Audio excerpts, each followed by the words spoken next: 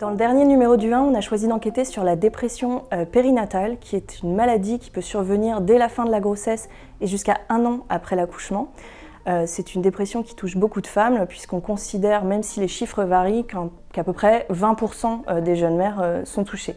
Alors la dépression du postpartum, c'est pas quelque chose de nouveau, c'est quelque chose qu'on commence même à bien connaître et qui est prise en charge par différents professionnels de santé. Par contre, 85% des jeunes femmes qui en souffrent ne sont pas prises en charge par le système de soins aujourd'hui. L'objet de cette enquête, c'est d'essayer de comprendre pourquoi, et pour ce faire, on s'est penché sur l'enquête nationale confidentielle sur les morts maternelles qui étudie les décès de jeunes mères, et notamment dans le cadre de suicides.